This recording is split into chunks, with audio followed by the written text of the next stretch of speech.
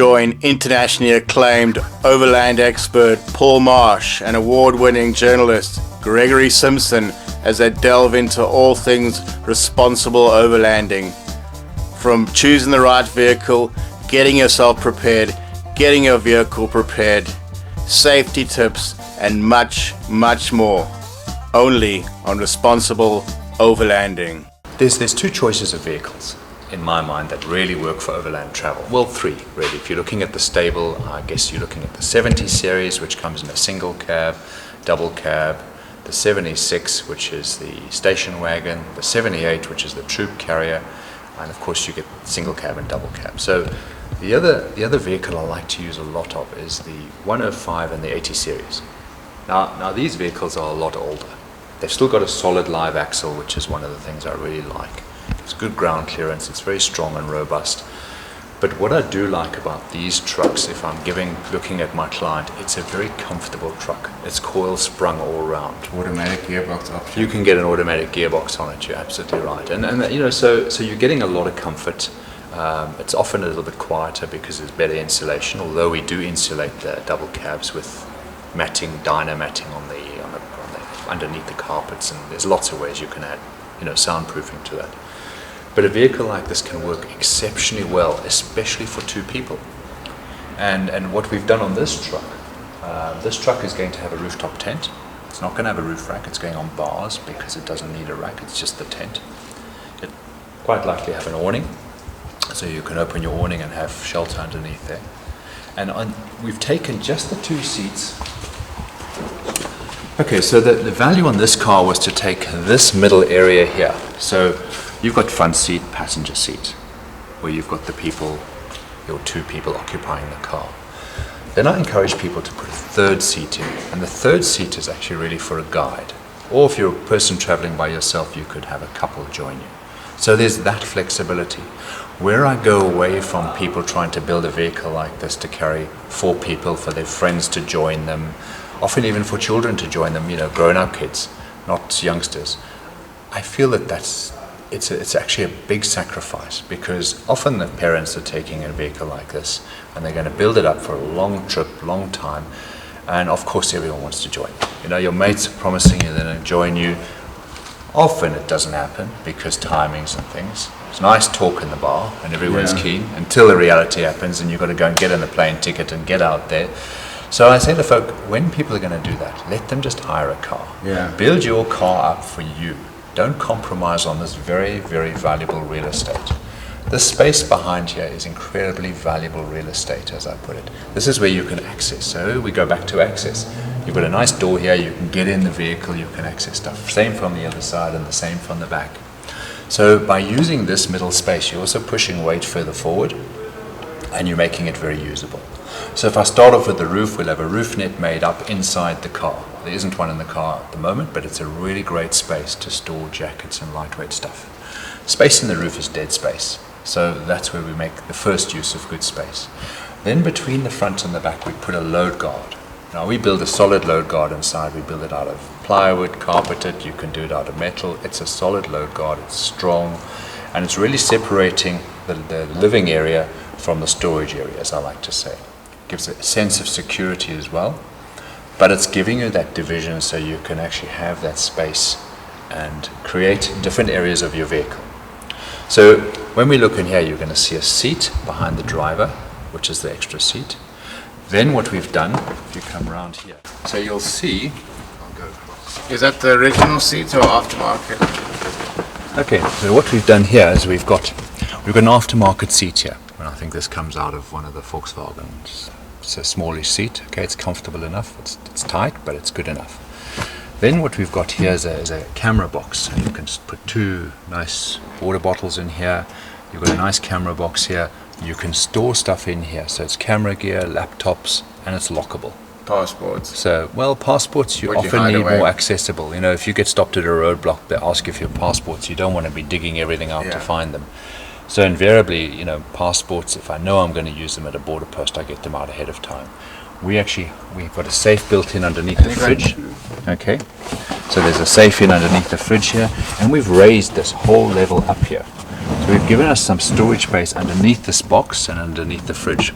Because again, a little bit of space underneath all this is very, very valuable. You know, you could put toolkit, recovery kit, stuff you need to access but don't want to unpack the whole back.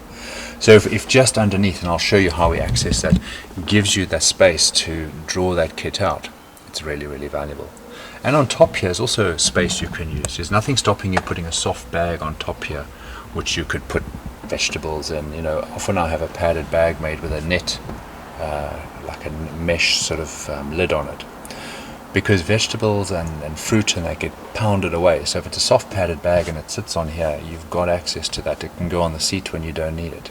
Okay, and you've got a roof net sitting in here, and you've got a load board on the back there. So that load board gives you a nice area to actually make little pockets, store stuff on there. So again, we're looking at everything having its place. Now I'll roll the seat forward and you'll see that actually There's your battery there's system. just, the seat's not fixed in yet. It looks like a Jetta seat from the 90s. Okay, so you'll see where the carefully in magic there. happens. We've got an inverter. We've got the DC to DC system. We've got a 220 volt charger, which basically this 220 volt charger charges the batteries. So the way I like to set a system up is I build shore power into the vehicle. So we have from 220 volts plug into the vehicle. That runs the fridge, goes through a 220 volt charger which charges your auxiliary batteries. So there's no pressure off your auxiliary batteries when you're on the mains. So you can run your fridge, you can pack your fridge, goes nice and full, and that way you've got the batteries full. So when you drive out your garage, fridge is full, it's cold, it's been running on the mains, your batteries are full, so happy days. Okay. And some of the pros and cons between lithium, sort of lead crystal, there's various options. Look, I think the battery technology is racing on hugely, and it's so difficult to compare batteries. You know, I like a good AGM battery. It has a good absorption rate of the ability to absorb current, to recover itself. I mean, the lead crystal batteries have been around a while. The lithium batteries are making good inroads here. Battery technology, there's a huge drive on battery technology, so it's going to get smaller, lighter, more powerful as we go.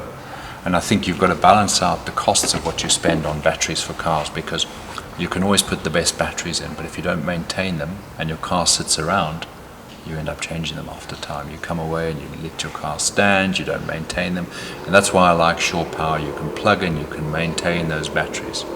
We also then fit a solar panel to the top of the roof tent, and that's to just How many watts put, would you go for? varies on the panels. So I think it's an 80 watt panel, okay, between 80 and 130 depending on what panel we're using. Sometimes people even put two panels on. It depends on how they're using their vehicle, how much time they're going to be standing. Now, when you've got panels fixed to a vehicle, it's not the most suitable, but it does mean every time you stop the car, you're getting some current into your batteries. So your fridge is running, you stop the car, you're having lunch somewhere, you're still getting, in the heat of the day, some power going into the batteries. So that's valuable. When you're stopped in a camp at night, it becomes less valuable because you don't have the sun. But when you stay in camp for a couple of days, 10 to 1 if there's trees, you're going to park under the trees, and that's when you can plug an external set of panels in, so we have that option as well.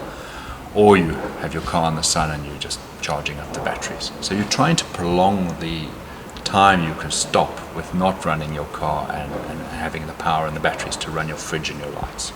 And that's a balance, and that has to be understood, that people understand a battery system is like a big tank of water.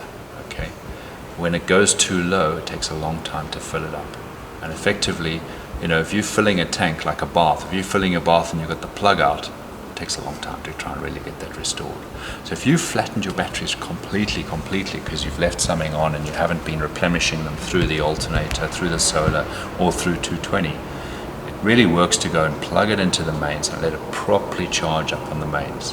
And then you know you're back to a full battery and start again. When you're buying a new appliance, do you charge it fully before you use it? Actually, you find on all the batteries on phones and stuff, they'll tell you to run it flat first and then start the cycle. So you actually use it. So if you get a brand new mobile phone, I'm not an expert on mobile phones, but what I've always been told is, hey, use it until it almost goes down completely, and then you start your charge cycle from 0 up again. But what we're trying to achieve here is give someone 220 volt inverter so you can charge laptops and batteries. This box that we got between the seats, it's got a hole in the back so you can take cables in through the back there, and you can just plug it into your laptops and cameras while they're in the box, which is quite nice. That's handy. The other place And I put drinks a holder there as well, which is important yeah, for drinks overlanding. holder. Well, you know, the thing is, it's more water's important, so people don't drink enough water. Exactly. So a decent, 750 ml water bottle. Especially in the middle of the Namib. Yeah, exactly. And rehydration. More often than not, people are coming out from overseas. They haven't got the experience of the hot climates like we're going to get. It's very dry, it's very hot, and you dehydrate quickly. And suddenly they're jet lagged, they're flown in from a long flight, so they're dehydrated. They're now maybe at altitude. Yeah. So there's all these stacking against you. Those are the sort of elements which we'll talk about at some stage about safety and that. That's where a guy like you comes in handy. Well, I am a safety. I've had that experience. I've made those mistakes. So this area here in this vehicle really works well. I mean, you've got a fridge, you've got a good secure box here, you've got some extra storage underneath. It's compact, but it really works. Let's go to the back. 2 drawers. 2 nice sized drawers, deep drawers. These are 250 deep. So now I can actually come in here, I can take out, you can put your 2 chairs up there, you can put your chairs at the back here. It just depends how you want to do it. What we've done is we've put 2 water tanks in here. These water tanks, the water comes underneath. Are these 50s? These are 40 liters. So it's 240, I think they're 40 liter tanks. Okay. So now we've got 2 separate water sources, both gravity fed, to a tap that comes, we're going to put the tap over here. Clip in. You now can separate your water. Okay. When a tank's empty. Now you've got water, so you've got quite good, sort on what you're doing there. Between those tanks is designed to take the ammo boxes. So 4 of the ammo boxes. And that's where I'm going to pack spares kit, repair kit, maybe some more recovery kit if we feel we need it, tool kit, and that's going to be the stuff I don't need too often because it's going to actually sit between the cargo rails and it's going to be lashed down in place and they're going to come to just about there. So 1, 2, 3, 4 boxes. We can pull them out if we need to. And four versus 1 big box? See, a big box is always a challenge because you've got to remember you've got to lift stuff in and out the vehicle. And that's what people don't always realize. You're back, you're sitting driving, you're not exercising as much. Now you grab this big heavy box. That's where you do injuries. I injured my back years on a safari when I was a guide in Botswana, throwing stuff off the top of vehicles and stuff, just being not mindful of how I should look after my back. So that gives you very good area to store stuff you don't use often. So it sits there. Then I've got a nice shelf up here. We've got a light here. I don't think it's connected yet. Okay, so we've got a light up here, shelf up here, first aid kit can go up there if you're not using it for chairs.